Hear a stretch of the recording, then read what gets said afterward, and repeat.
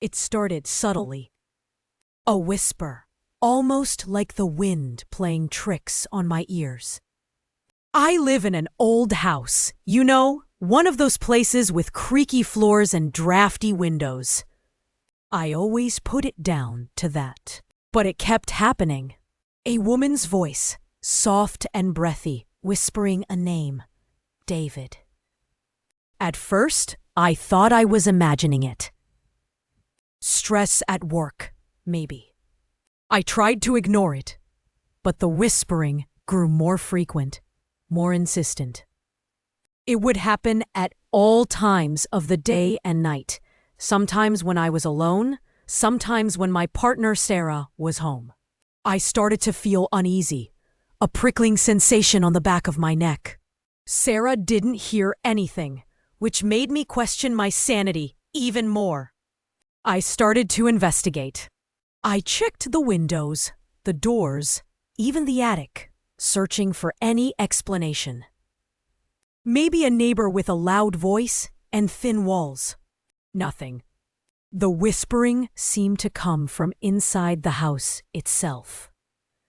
It wasn't loud, but it was always there, a constant, nagging presence. One evening, I was in the living room, reading a book, when I heard it again, clearer than ever. David, it seemed to be coming from behind the wall. I got up and pressed my ear against the plaster. Nothing. I ran my hand along the wall, feeling for any vibrations. Then I noticed something.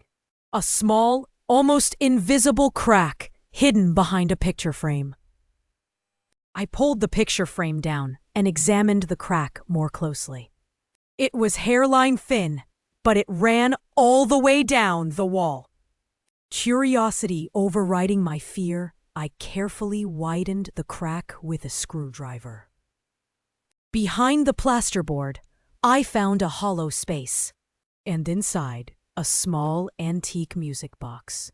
I carefully pulled out the music box. It was ornate, made of dark wood with intricate carvings. As I opened it, a faint melody filled the room. And then I heard it again, the whisper. David, it was coming from the music box. I examined the music box more closely. Inside, etched into the lid, were two names, David and Eleanor. A wave of understanding washed over me. This was Eleanor's music box, and she was still calling out for David, even after all these years. Sarah came into the living room. I showed her the music box. She was able to hear the music box whisper too this time. Sarah thought I was going crazy for a moment, but I explained what I heard and how I found it inside the wall, and she started to believe me. Sarah suggested we try to find out about Eleanor and David. We decided to do some research. After doing lots of research, we spent hours at the local library and online, piecing together the story of David and Eleanor.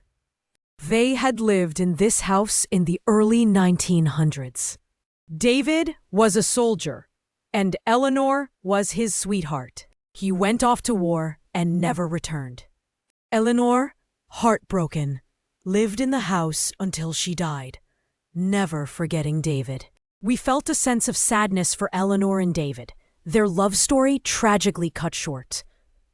We carefully closed the music box and put it back inside the wall, covering it back up with plaster. The next morning, the whispering was gone.